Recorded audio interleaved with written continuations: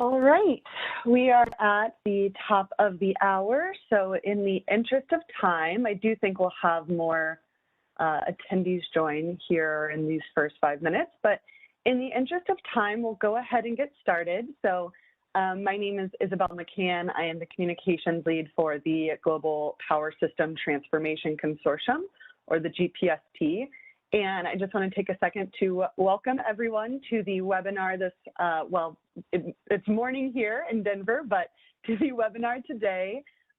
This is a webinar led by our Pillar 5 on open source tools for system operators with a focus on power flow tools. So thank you very much, everyone, for joining us. Before we get started, I am going to cover just a couple housekeeping and WebEx tips to walk everyone through our platform today in case you're not familiar with it. So the webinar today is starting with presentations and demos. We will have a short Q&A towards the end.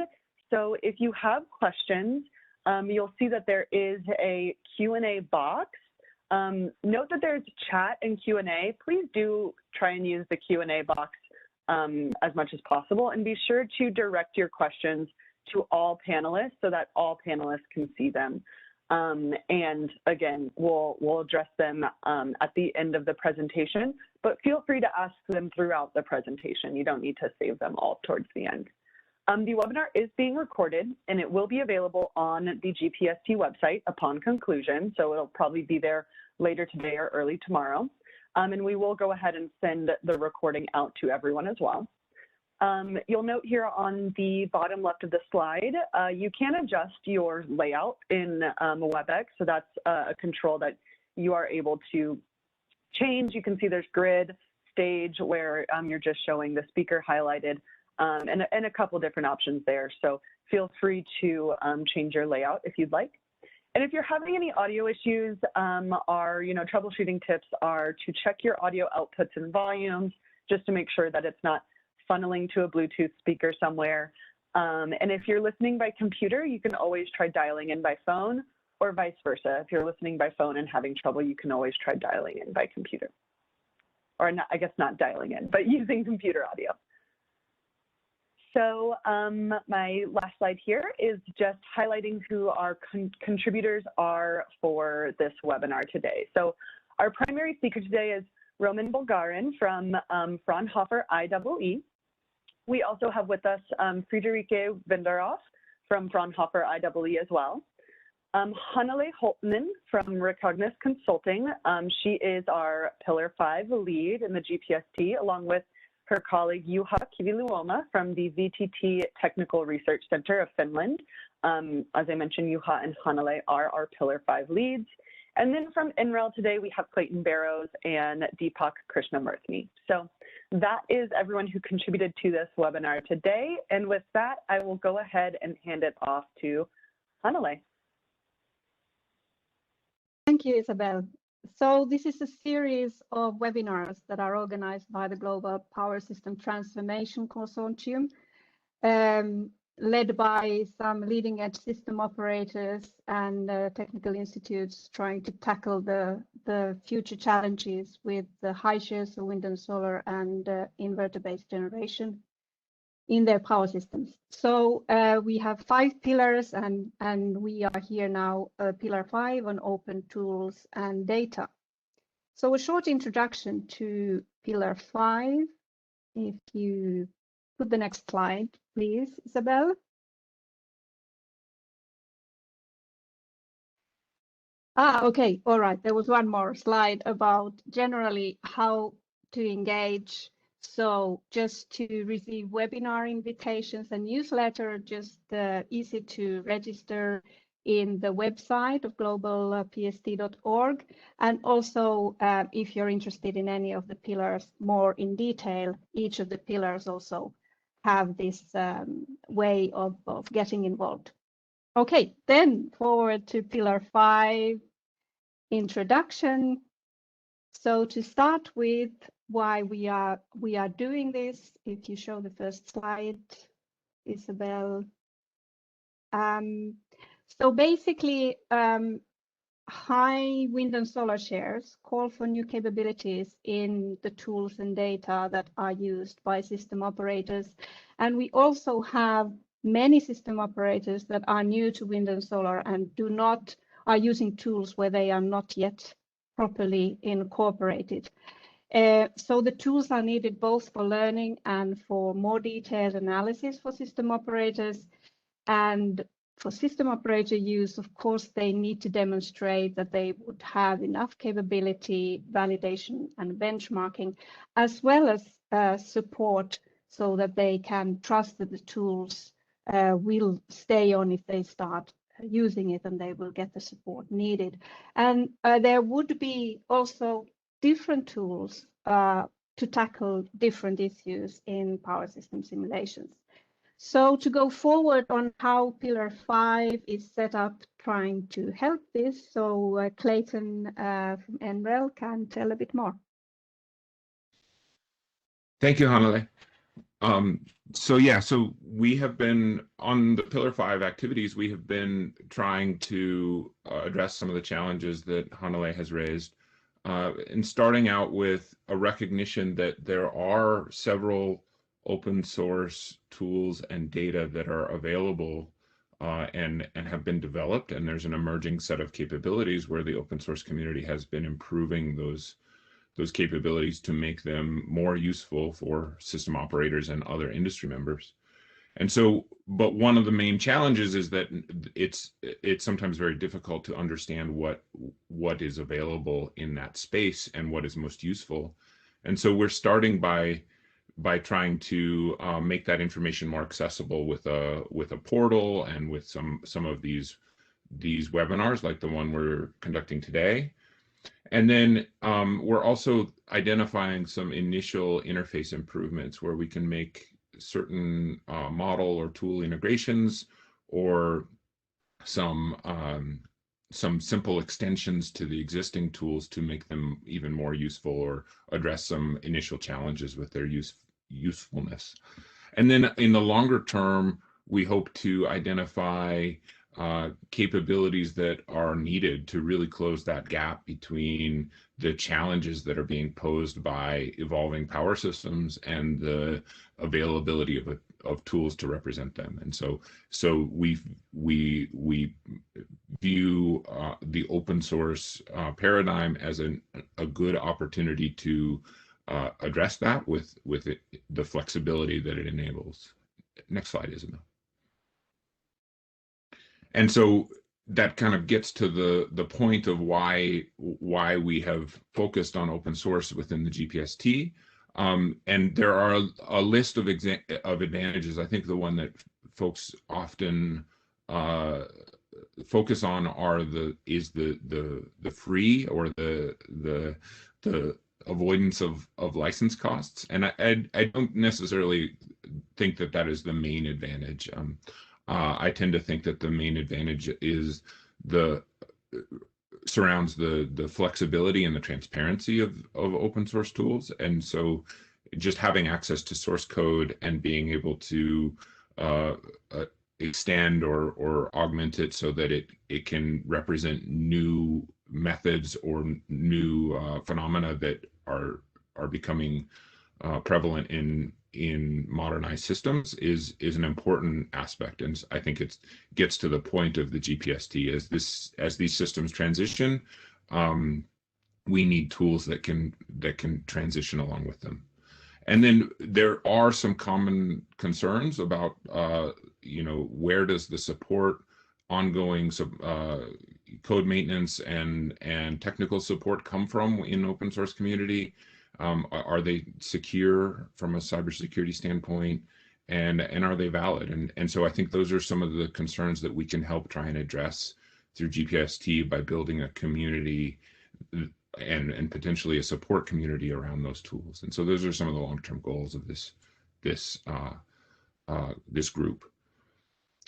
With that, I will transition to Roman, who will give a background and some great examples of one of the most mature power systems focused tools in the open source community, and I believe one of the most useful ones, and I think he'll demonstrate some of that as well. So with that, Roman, go ahead and take it away. Thank you, Clayton. Welcome to the introduction of Panda Power. Here we have some useful links about Panda Power. Panda Power is an open source tool that is being jointly developed by University of Kassel and Fraunhofer IEE in Kassel. What is Panda Power? It is an open source tool that is based on Python. I will be giving some background information on the relevant packages or software. Here, Python. It is an open source programming language.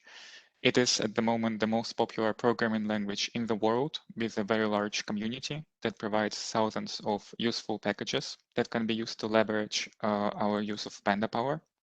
Python supports data analysis, visualization. It provides extensibility, automation, and parallelization for all the different workflows around power system analysis.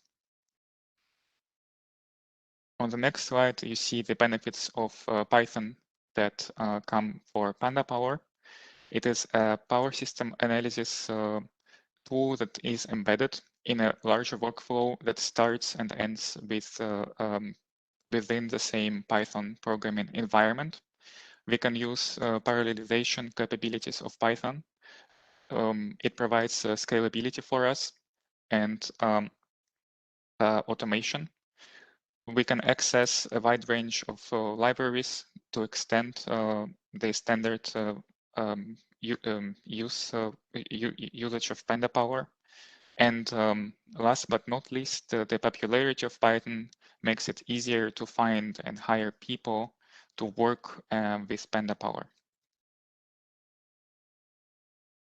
Pandas is another important context of Panda Power. It is an open source data analysis and data manipulation library.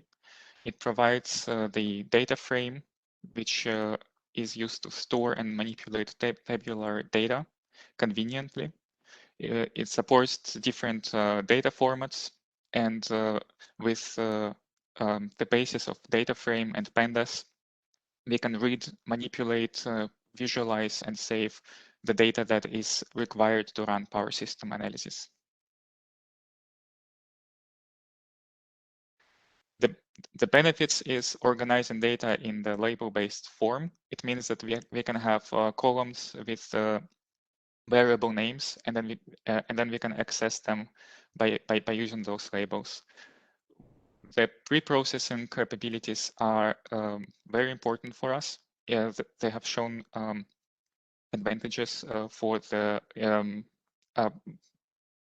preparation of the power system analysis workflow, as well as interpreting and running some additional analysis on the results, as well as visualizing the results. It is also familiar to most Python users, and it simplifies getting started with Panda Power. MatPower is an important open source tool. It is a package for MATLAB or Octave. The grid data can be exchanged using the mat format. It has different analysis capabilities like the power flow, continuation power flow, the optimal power flow, and unit commitment problem. Panda Power builds upon the adaptation of MatPower to Python, PyPower, in some of its core functions, but also it extends the capabilities of that are available with MatPower. For example, the practical parameters and easy access to the parameters of the elements is important in the day-to-day use. We also provide standard types. It means that a standard type of an element can be exchanged, and then all the elements are filled in, all the element parameters according to the type. We also have implementation of additional elements like the switches or the three-winding transformers and so on, as well as possibility of a realistic grid topology when we have, for example, parallel lines that connect the same buses. We also extend the usual capabilities with a control framework. We have an open file format. It means that if you have several thousand grid models, you can read them with different software because it's an open source format. And we also have implemented a three-phase load flow.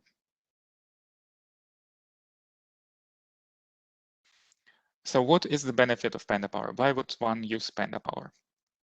Automating the workflows is probably the most important reason.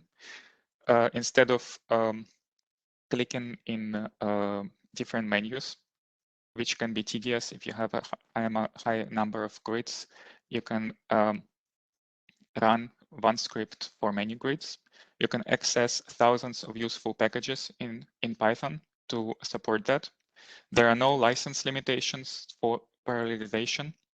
It means that a calculation can be scaled on a high-performance computing cluster to run one analysis on thousands of grids. The broad user base, over 100,000 downloads, and it is still growing. And also the productive use at Fraunhofer IEE and the University of Kassel gives the benefit of, as can be said, given enough eyeballs, all bugs are shallow. It means that if many people use it, you have a higher chance of noticing errors in the code and fixing them. And we have also seen that interaction with the community where we have response about different bugs, and then they are fixed, and then they're added to the test coverage of PandaPower. This provides continuous quality improvement and continuous addition of the features, as well as by the community and also by Fraunhofer IEE and the University of Kassel. The PandaPower format allows automated screening of the grids and looking for irregularities in the grid data. It is easier to do it this way than to open every grid manually in a graphical user interface and try to manually find those irregularities. So this is a big benefit for us. Here we have a list of all the elements that can be modeled with PandaPower. I would highlight asymmetric load, word element or extended word element, as well as a switch or a three-winding transformer. And some of those elements are provided by other comparable packages, but we think that this is quite an extensive list. There are different types of analysis that are possible with PandaPower. Power flow and optimal power flow are the ones that are probably familiar to most users. Controller simulation enables implementing a model of a controller, for example, a transformer tap changer control, and reactive power control, or any user-defined controller. A time series calculation, quasi-static analysis is also useful. We also implemented state estimation, short circuit calculation. We can access the power of network X package in Python for topological graph searches. And beyond that, a customized analysis fit for a particular person can be extended by the users because PandaPower is an open source package. There are multiple interfaces that are provided with PandaPower. One of them is Power Models. It is an excellent open source package written in Julia. With the interface, we can access the optimal power flow capability of Julia that is more capable than the one that comes with PandaPower. The grid expansion planning and optimal transmission switching are also implemented with Power Models. PandaPipes is a similar package as PandaPower, but designed for fluid or gas pipe networks that can be used along PandaPower. It has also been developed by the University of Kassel and Fraunhofer IAE. The Mat Power converter allows using not only the Panda Power file format, but also the Mat format. Further interfaces and further converters to other software are possible because Panda Power is open source and it can be extended by if there is need. Now I would like to introduce some of the visualization capabilities of Panda Power. The top two plots are representing synthetic coordinates of the grids if the geographical data are not available. The plots below, the one on the left represents topological details, topological zones in the grid, and the plot on the right represents the grid against the map background. Panda Power provides plotting capabilities with matplotlib or with plotly. Here we see some more plots. We can see that results of the grid reinforcement study can be presented,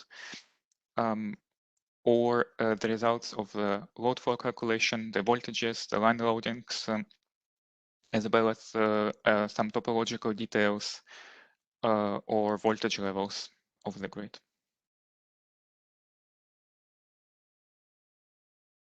Here we see one more possibility to use Panda Power for plotting. Here we have a highlighted feeder and some more interesting information behind it. We see the voltage flow diagrams of the low voltage grids connected to the medium voltage feeders. And I think this is a very useful tool in order to get more insight into the grid model.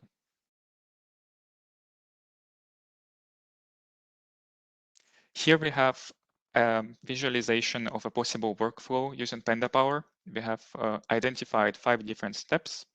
The first one would be loading of the input data, be it the Panda Power grid or a grid in a different format, some time series input data, some GIS data. The next step would be pre-processing with validation steps, with some preparation steps for the grid or for the data. The analysis itself, all the different possibilities provided by Panda Power or extended by the user, post-processing of the results, either the statistical analysis or visualizations or modifications of the grid to solve problems. And finally, the saving of the documentation of the visualizations and of the final grid model after all the modifications.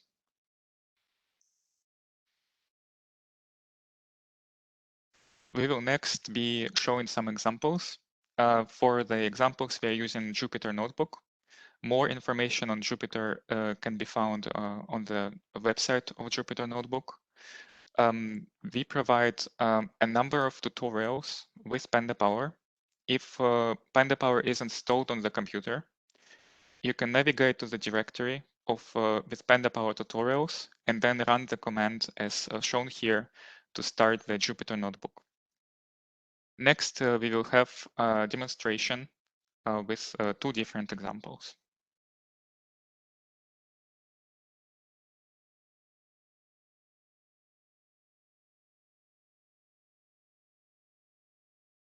Okay, Roman, I passed presenter privileges to you, so you should be able to share your screen for the demo. Thank you, Isabel.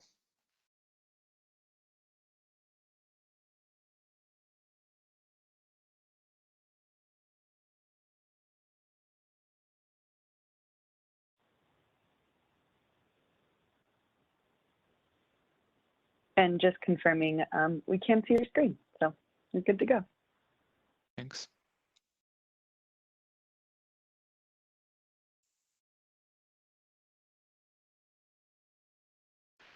The first example involves a simple grid in Panda Power that has 3 buses, 1 transformer, 1 line, 1 load, and 1 external grid.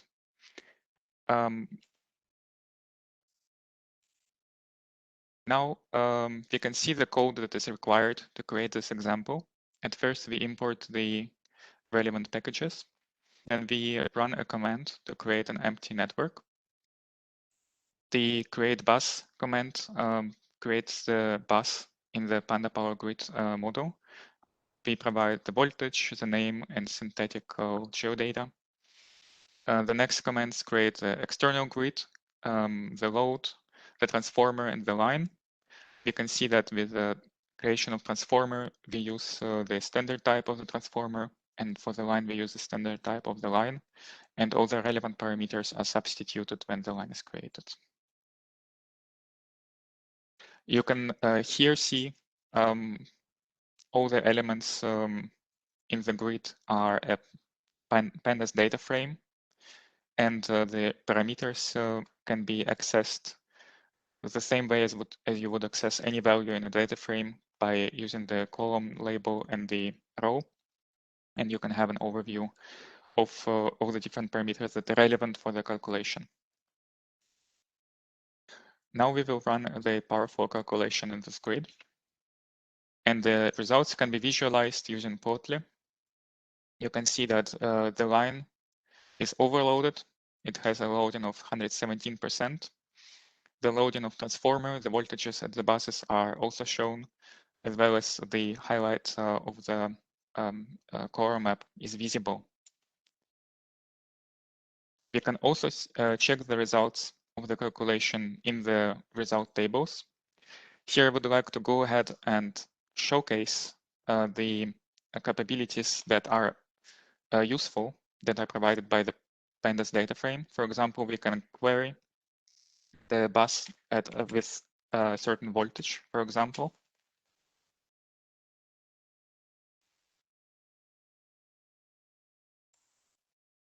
You can see we can find a bus that is interesting for us, or we can also plot a certain variable.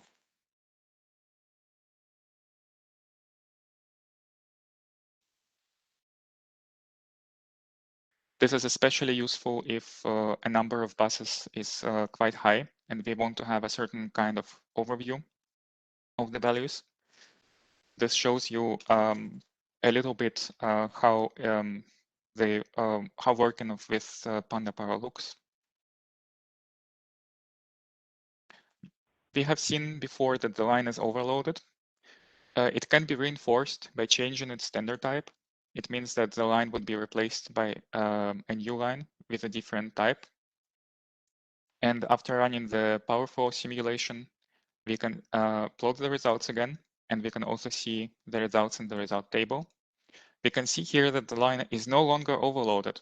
It is also shown with color yellow, so it is not overloaded anymore. And we can also see the loading percent 67, which means that the replacement of the line has fixed the issue with the grid. Next, I will show the effect of changing a tap position of the transformer. You can see that the transformer tap position can be changed from 0 to -1. After running another load flow calculation, we can also compare the bus results.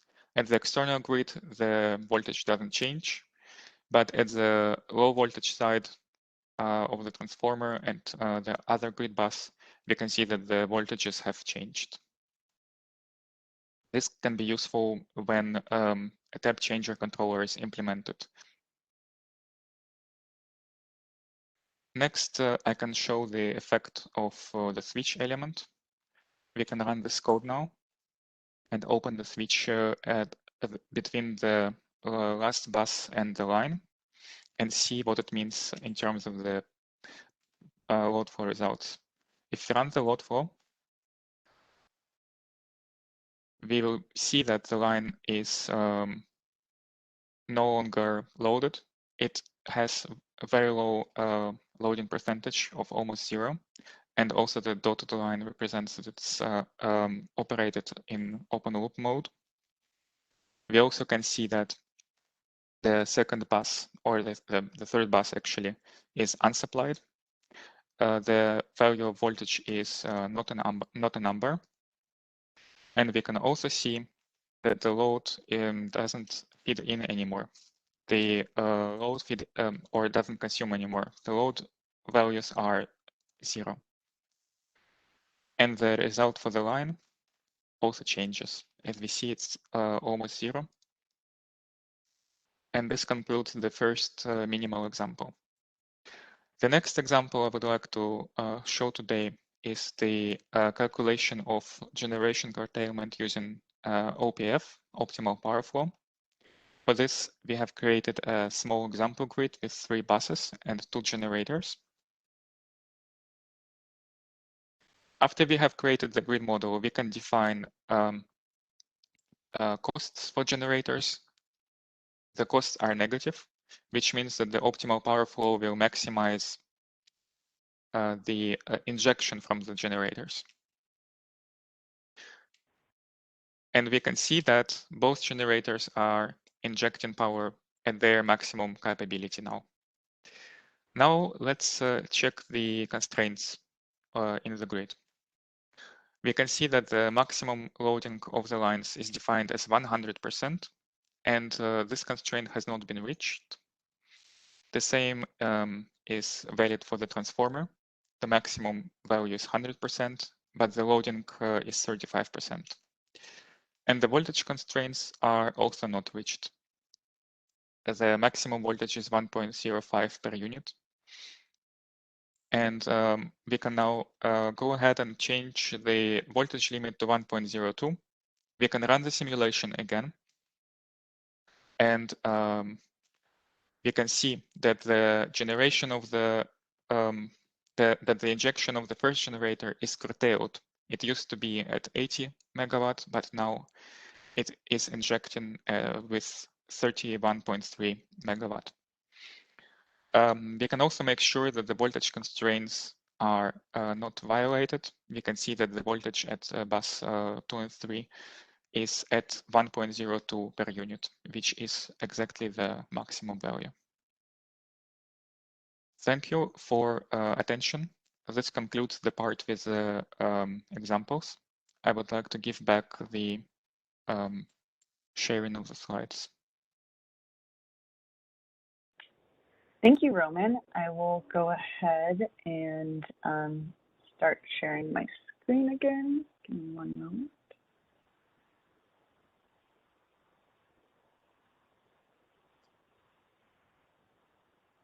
All right. Take it away, Clayton. Great, thanks. Thank you, Roman. That was a great introduction to Panda Power, and I think hopefully others found it useful. So this is the type of, as a first webinar in the series of Pillar 5 webinars, this is the type of content that we'd like to share.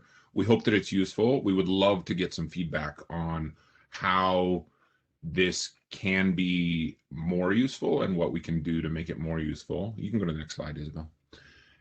And in particular, we'd also like to get feedback on what other topics we should cover. I mean, there's a number of tools available in the open source community. There are other ecosystems with the Julia language. There are other tools within Python, and there are, of course, other languages, whether it's JavaScript or R or something else. And so if there are folks that are using other tools, we'd really be interested in hearing what they are, or other workflows, even if they're not necessarily power system calculations specific. We'd love to know what those workflows are. And so yeah, and so we have the opportunity to answer any questions today around the Panda Power examples, or G-PST, or Pillar 5 more generally. So please let us know. And I think that there may be an opportunity to do a short poll and ask kind of some follow-on questions of the audience, but let's see how the Q&A goes and discuss them first. So I see some comments and questions in the chat. If you can use the Q&A feature, that's a little easier to address, but we can start with the chat. And so there was a question in the Q&A on the node, and I'm not seeing it on my screen at the moment right now. There it is. So on node breaker models, does Panda Power support node breaker models? And I'll invite Roman and Frederica to come off mute and address that. By node breaker models, I understand that it is a switch between two buses. If that is the question, then yes, we have switches that separate two buses, or separate a bus and a line, or separate a bus and a transformer. Great.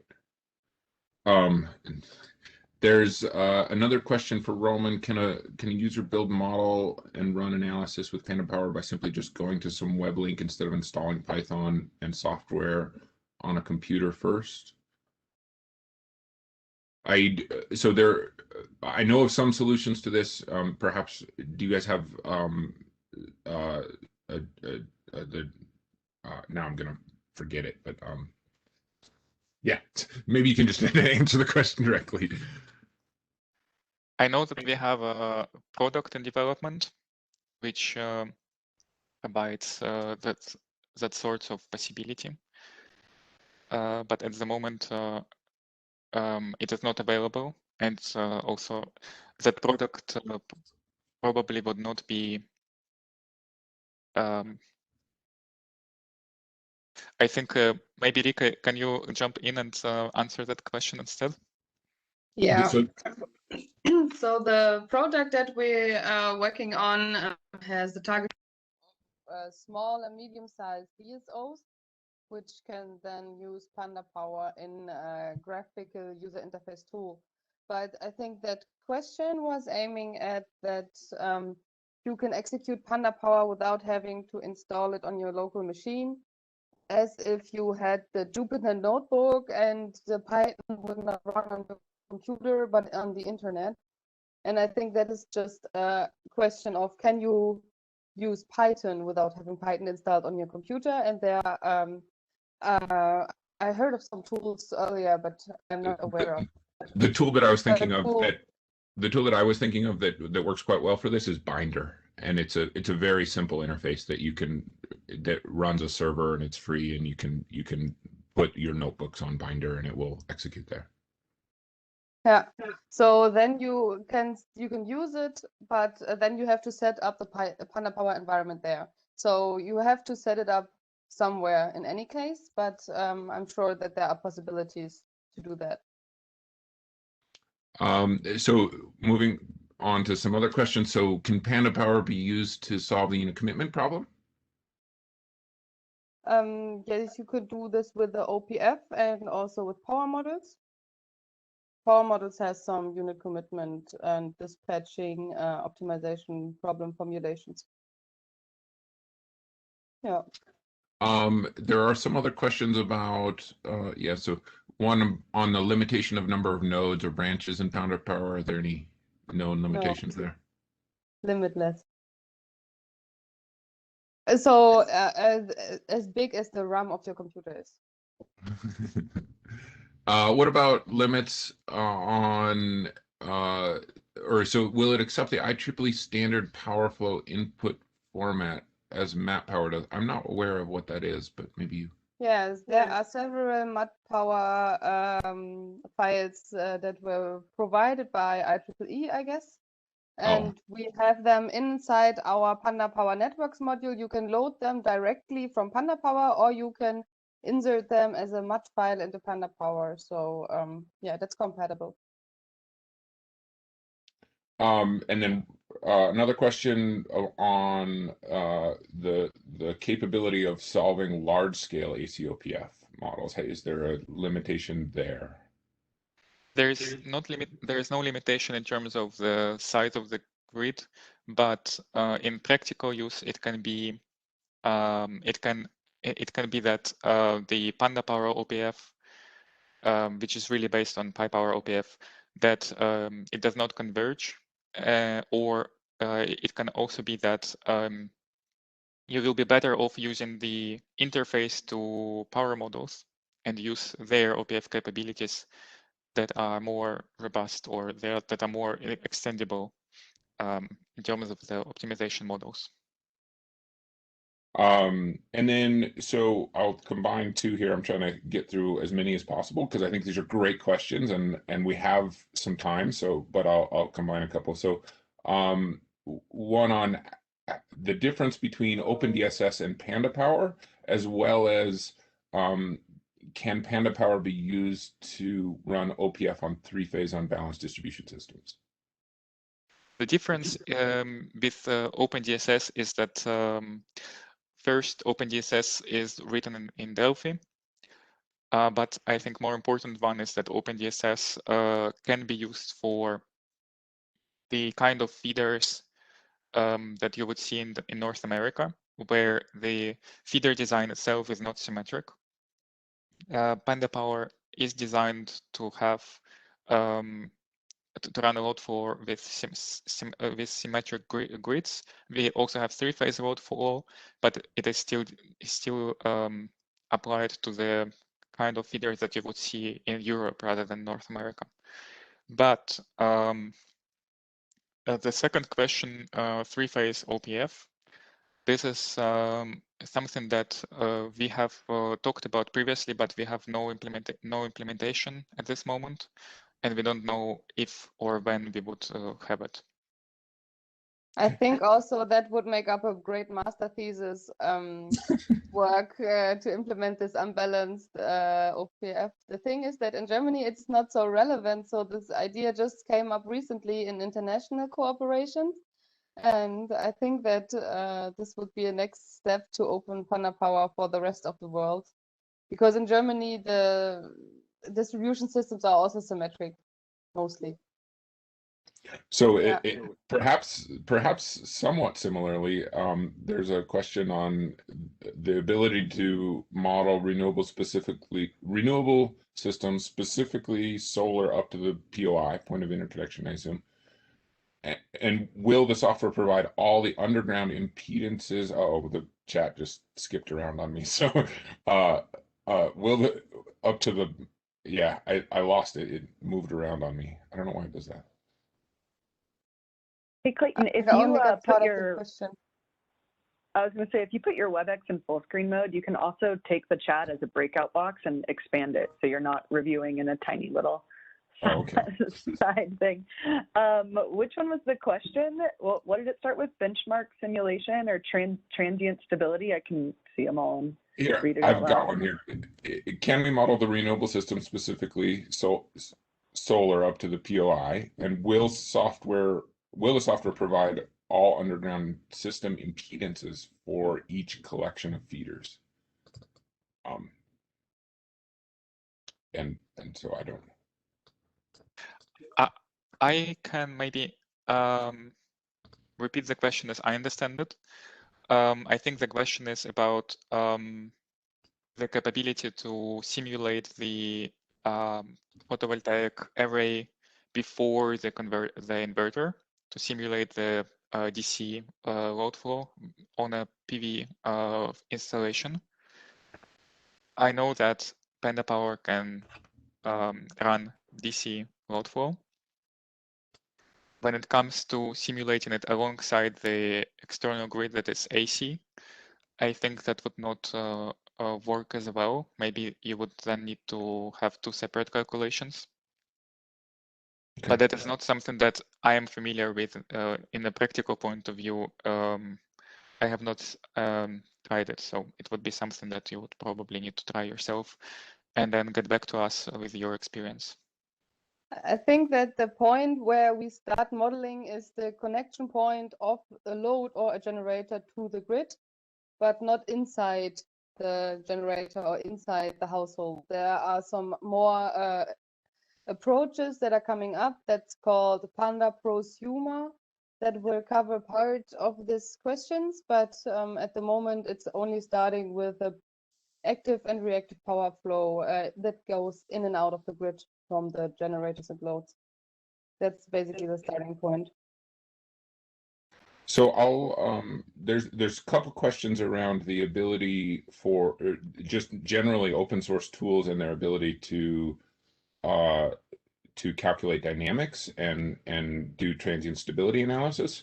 I'll address that quickly with, there are a few tools out there. I know Panda Power has an integration with at least one of them, but I'll just mention a couple of the others. In the purely Python ecosystem, there's Andes, which is an emerging tool developed from University of Kentucky, I believe.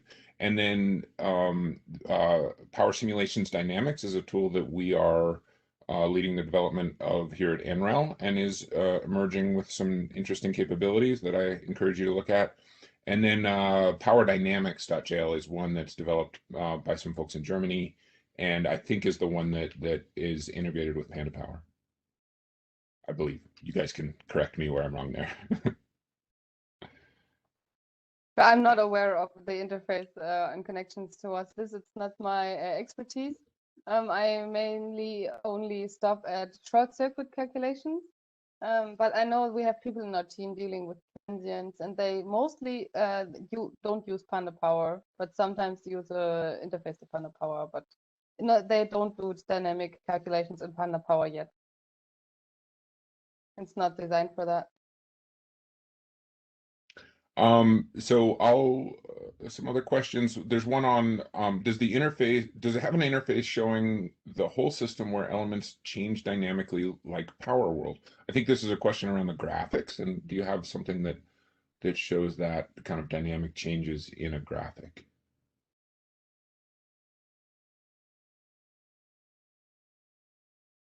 I think that I'm not aware of what type of changes. So I think the question, if I interpret the question correctly, I think if you were to do a time series analysis, can you show that those changes in different time points in like on a map or something? Like Power World does a nice job of that, of making videos where you kind of step through different time points and see the changes. You can do that. You can do that manually. You can create the plots, and then you can do it manually if you implement the code yourself. We have done it in some projects, but it is not something that comes standard with Panda Power. But for example, you can integrate either matplotlib in a you can either use matplotlib for that to combine the images into a video, or you can also embed a plot into a interface, a JavaScript interface or a web page, and do it that way. So there are two questions. So I'll combine two questions about sort of validation. So one is around what specifically what validations have been done with Panda Power.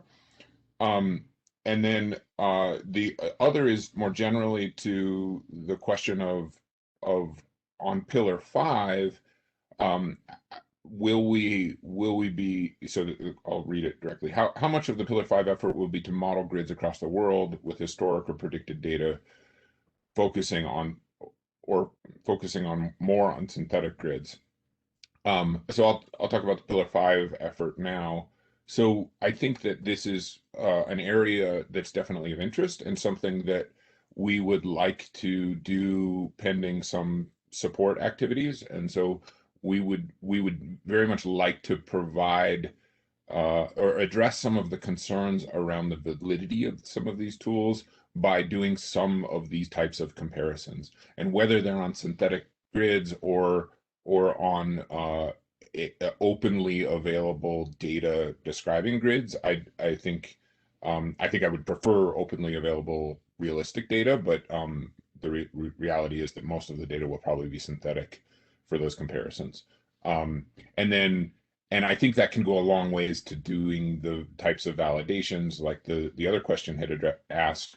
But I'd be interested to hear if there are specific activities that you guys have done from the Panda Power side to validate your calculations. Yeah, so there was the majority of grid simulation tools. When we started, we benchmarked the results against MatPower, PyPower, obviously because we started from there. Then we built a Power Factory converter, which enabled us to benchmark against Power Factory, and then following up with Integral, Zincal, and Neplan, which are power system simulation tools that we know here in Germany. I don't know how famous they are around the world, but yeah. So basically all the tools that we interfaced with have been benchmarked against, and we then also benchmark for the second or 10th number after the, what is it, comma in Germany we say, but it's a dot. So we have a high accuracy in benchmarking those tools. Yeah. And also maybe to that topic, we have test coverage, which means that every time we have a change that we push to the GitHub repository, it triggers all the different tests. I think in the meantime, it's over 100 at least, several hundred, that check different aspects of different Panda Power calculations. And for example, if we encounter a bug or an error, we first add a test to check for that error, to check for that behavior, and then we fix it. So that way, a large number of tests are accumulated over time, and the quality control improves through that. And I'll comment, I don't want to put words in the Panda Power team's mouth, but as an open source software developer, I'll comment that most of the communities or the development teams that I've been engaged with are very receptive to bug reports and comments from users. And so I think this is a great avenue for validation, and especially as a tool matures and gets a broad and very engaged community, you can do a lot of the validation through community engagement and having bug reports from the team. And so I would encourage anyone who's on the call who is either using open source tools or is planning to use open source tools, if there are issues that you believe are either bugs or kind of even unexpected results, it's usually a good practice to engage with the developers to make sure that it is a bug, and then to report that issue so that they can address it. Yeah, we're very, very grateful for that always. I mean, we have 100 open issues at the moment, but also 460 closed in the past. So we still regularly check the issue board and very welcoming to bug reports or feature requests, or also if you contribute to Panda Power, if you develop a feature yourself, like I don't know, unbalanced AC OPF, very welcome to contribute to our community. So so I will continue to address a couple questions, but in the meantime, I think we have a poll set up to kind of get some engagement from the audience and some feedback. Can we so yeah, go ahead there. There's a poll questions that should have popped up on your screen, and please feel free to answer them or respond to them. And then in the meantime, I'll try and find any more questions that I haven't been able to. I'm sorry, I've skipped through some, and so there's been a few questions that I probably haven't addressed properly, but I will see if I can find a couple more. So there's one question on the long-term funding to support Panda Power development, and will that be available through G-PST? So just to be clear, there is no, G-PST is not a funding source by, directly. G-PST is a consortium where founding system operators and some research entities have come together and identified some critical needs and are trying to address them collaboratively. And it is an opportunity for those and others who want to participate to get funding, to work together and get funding, but we don't have funding directly. So there really isn't direct money coming from G-PST per se to support anything, but there is potentially opportunities where if there's a need that's identified and an opportunity where people can come together, they can use the G-PST as a vehicle to help get funding to do something like support Panda Power in the long term. But I believe there are other sources of support for Panda Power in the long term, and if you want to talk about those, you're welcome to, Frida. Yeah, mostly our funds come from the German government. There are a few European research projects where we got funding, and also a lot of the work is directly supported by grid operators. So it's a very mixed funding structure. It changes also with the time because we have the Fraunhofer Institute and also the university, and it's yeah, always changing. And also, go ahead, Roma. Also, we are very open to interacting with other people in the industry and having contributions in terms of further features. And even bug reporting on GitHub is also a form of support for us. So the more people use it, the more people report certain feature ideas, or the more people contribute the implementations, the more Panda Power grows as a package itself. Great, thank you. So there are a couple questions on, I'm kind of jumping around here, but there's a couple questions on what can be represented in Panda Power. So there's one, are facts multi-section lines supported in Panda Power data structure? The comment is, don't see this in the data structure list, but raw files can contain them, stuff like that. Also, there was one on the ability to represent battery storage or pumped hydro and motors used for lift irrigation systems, things like that. Are those sort of details things that you can represent in Panda Power? You can address any or all of the items. A lot of the elements, a lot of the models that you mentioned can be represented with the controller framework, which is an iterative loop around the load flow. There is an example in the tutorials, which is about creating your own controller. And in that example, you can find the code how to implement a storage controller. So, with facts devices, if it is fine for your use case to have it in the outer loop, in the control loop, to implement the behavior of that device, that then would be possible. When it comes to multi-sectional lines, we implement that by using intermediary buses that are not bus bars, but are still buses in the grid.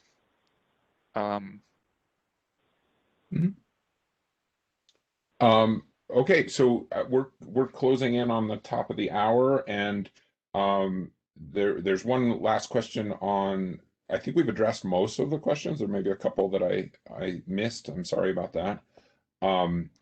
But there's one last question on the distribution of the webinar recording, and yes, I believe that. Well, Isabel, can you address that? Yep, we will have the recording up on our YouTube channel. So if you search Global Power System Transformation Consortium on YouTube, you'll be able to find it there probably a little later today after the video renders. And we will also have it posted in the resources section of the G-PST website. That's just globalpst.org. So you can expect all of that to be ready later today or early tomorrow. And we'll also share it via a follow-up email with everyone. Thank you, Isabel. And I would like to just extend my gratitude to Roman and Frederica. This has come together very quickly, and I very much appreciate your engagement on this. And thanks to you, Isabel, for facilitating, and thanks to the audience for joining us. And I really appreciate it. Thanks for having us. Thank you very much. Thanks. It was a pleasure. Thanks, everyone. I will go ahead and shut the WebEx down now. So thank you.